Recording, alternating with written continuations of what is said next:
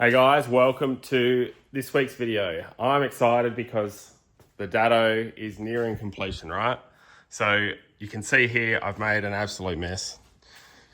Yep, don't stress, it's not staying like that. I'm just putting it like that so that I can work through a few issues, and I ran into some problems, but nothing I couldn't work through. So I'll run through a few of the issues that I did find, mainly being JDM computer and loom, so ECU and loom.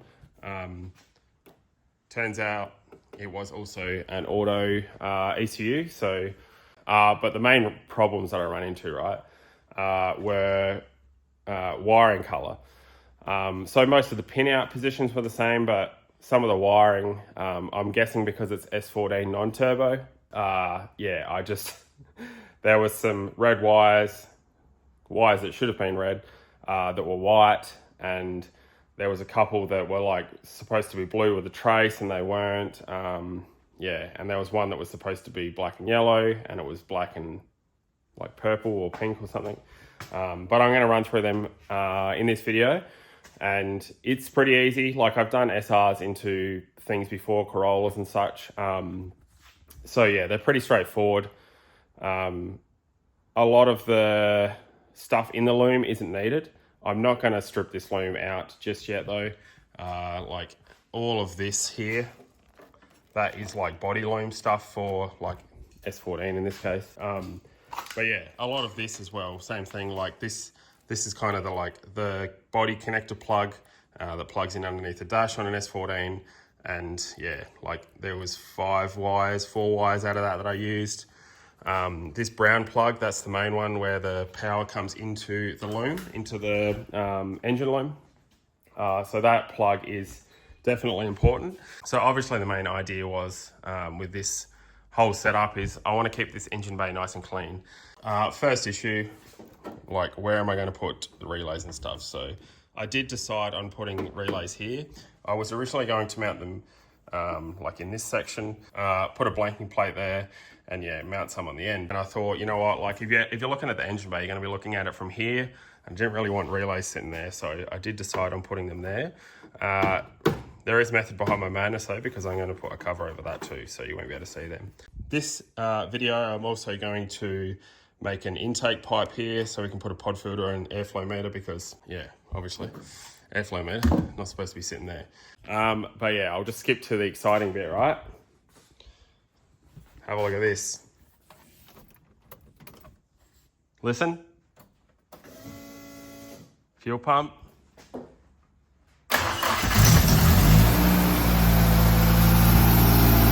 Yeah, bud.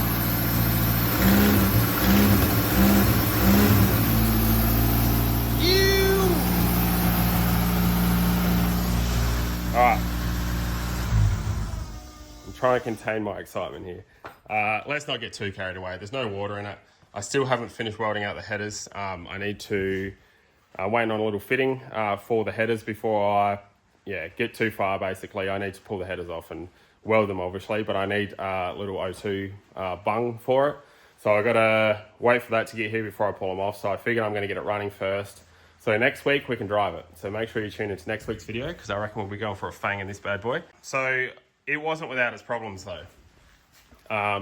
I have been chasing a no spark problem this morning. I thought I got all the wires that I needed. If you're looking for wiring diagrams for like SR into Datsun, they're very similar, I believe, like 1200, 1600, 510, etc. 200B seems very similar. They got similar coding wiring for the like Datsun side of things. So what you actually need, right, to get an SR20 running in a Datsun, or running in anything really. So you want ignition, so from the key being in the like on position. So yeah, not accessories, on, right? But yeah, what you're looking for is so ECU backup power. That is a wire that I just got from. So this car's a little bit different probably to what, you know what I mean, like a normal street car. A normal street car's probably got a battery here. Ev has relocated the battery to the boot in this, but it does still have the point up here where the battery cable used to run, right? So, which is obviously this switch here. We'll leave it off now. So on the back of that, there's obviously two terminals, one that goes to the battery in the back of the boot, and then one on the other side, which goes to the starter motor, alternator and all that. Basically, that's just going to be the terminal post on the battery if you've still got it at the front here. So I've just ran a wire from there, and I have used my trusty, you can't really see it right, but that is one of those little circuit breakers. So they're like $50, I reckon. You can get them anywhere from 40, 50, 60, 70 amps. I've put a 60 amp circuit breaker in there. Obviously it's like a main fuse on the battery, but it's obviously, you're able to reset it if something happens or goes wrong. You can use it for fault finding. I just like them because they're easy. They've got terminals on them, so you can just, put a 6mm terminal on something and bolt it on. So anyway, that is my constant power. So I've got, from that, I have fed a couple relays here. So you can see I've actually got 4 relays here. These two I have not finished wiring up because they will be 2 thermo fans. These two here though, these are ECU relays. But anyway, we've got a constant 12 volts. So once the battery isolator is in any normal car, it'd be while the battery is connected. That goes to that ECU backup that I have labeled right there. So the thick white wire on that. So that is the blue crimp there, you can see. That's constant power. So ECU power, that is on the switch. So I've actually got that coming from. Now, this worked out all right because in this car, Ev had already done a bit of wiring and stuff and changed a few things around. And there was this black wire with a white trace in the engine bay.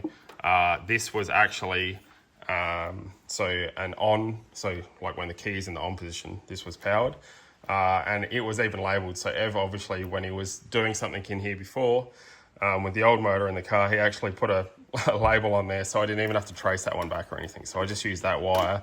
And once again, that is just a switch wire, basically, which activates a relay, and then that relay powers up the ECU, which is black with a white trace there. But yeah, like I said, mainly this plug here is where all the power goes. There is one other thing that has power on it when I look for it and find it. So there's these 3 wires here also. So that is solid brown. I'm gonna have to double check which pin out position they come from. I think this is called the F3 plug in an S14. Once again, that's the one that goes up under the dash. So yeah, from that plug there, I have taken a solid brown, which is, it is power to idle control valves. And it goes to a couple other things there. There's like, you can see there's multiple, 3 of them. So one wire goes into 3 brown wires there. It goes to a couple sensors. There is also this blue with a red trace, is it, I think? That goes to that idle control valve, but that is not important because that, unless you've got aircon on, that's the little idle control valve that bumps up the idle. If you've got aircon on your car still, this car doesn't. I have hooked it up anyway, just in case, so that it's not something that I'm going to worry about. What is it? Black with a red trace. That is also hooked up to, so these ones here, they're obviously hooked up to a relay, right? So when the key is in the on position, these have power. It goes to pin 36, like position 36 in the ECU, I think it is. I can't remember what it is, but it's definitely ignition power. It splits off into 2 red and blacks through here somewhere, and then goes back into 1. So I've just joined that one up. And what else have we done? What else? So obviously also connected up the earths. They are the main earths in the loom. Now obviously this is a mess, right? And I need to squeeze this inside and mount this in the like kick panel sort of thing. There is room kind of to poke it through into the inner guard and then into the inside of the car. So I'm gonna get stuck into that shortly. But I tell you what, if you've got any questions about this, make sure you drop a comment below and let me know. I'll get back to you when I get time. Currently, don't have a lot of time. Like I said, I've been on this for far too long, more than I want to admit. Probably been working on this for 2 full days, I think. 3 full days now, sorry. Yeah, anyway, getting away from me. But I had to get a lot of this back together. If you can remember last video, I didn't have that little bypass in and stuff under the bottom. So that's in. Like I said, I'm still waiting on a couple bits here. So I'm going to do as much as I can today. Like I said, I need to get that intake done and probably that ECU into the inside of the car. But yeah, you know what, it's just a quick video, bit of an update for everyone. I'm, once again, short on time.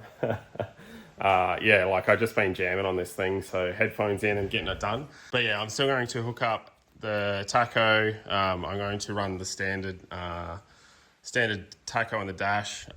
They're all ones I've been through. So these wires here that I've labelled, they are ones that connect up to this plug. Mainly that plug there and that plug there is what you're looking for to wire stuff to in this SR loom. And like I said, the colours on this were weird, right? So this white wire here, that's actually supposed to be a red wire. Like on every single diagram that I've looked at, that wire is definitely red. But in this case, it is not red, it is white, obviously. And same with this blue wire here. Actually, I don't think I touched on that. That was one of the ones that tricked me in the end. So I was looking for a blue wire with a pink trace. It turns out I was just looking for a blue wire with the pink like lines on it. I was looking for a trace as in like the line. That one there powers the this plug here, which basically in this car, because this doesn't have a coil, like an S13 would have a coil that would feed the distributor, that would feed the spark plugs, obviously. Yeah, that wire there, that blue one, which is that one there, which is that one there. Yeah, that feeds, obviously, that gives it spark. And that was one thing that I was running into.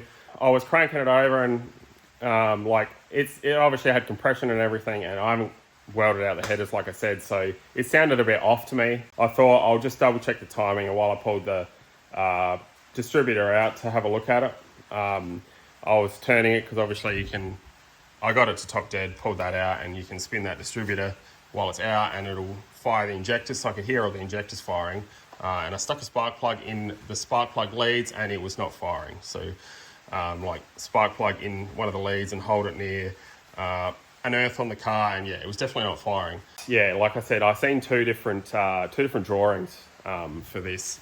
One of them had a small blue wire, and one of them had a thick blue wire with a pink trace. So that's definitely to coil, or in this case to distributor, because like I said, S14 non-turbo distributors are different to S13 non-turbo distributors. So they just have the like 4-pin plug on an S13. This is the S13 one.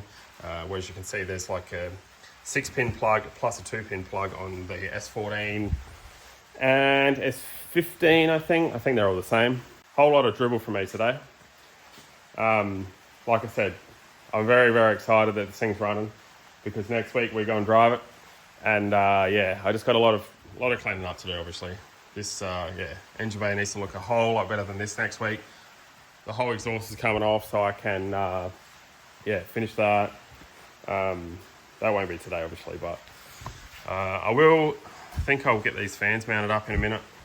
I feel like the more excited I get, the more shit I dribble. So anyway, dribbling lots of shit. Yeah, stoked on it. Now, I didn't have a drawing to go off. Like I didn't have any printed out sort of thing. These are my scribbled notes. If they help you, then good luck. But you can see I've just written down what the relays do, because like I've said before, you can get different relays, different patterns and stuff. I've got all the same relays. When I'm doing something like this, I like to use these little relays here. They've got built-in fuses in them.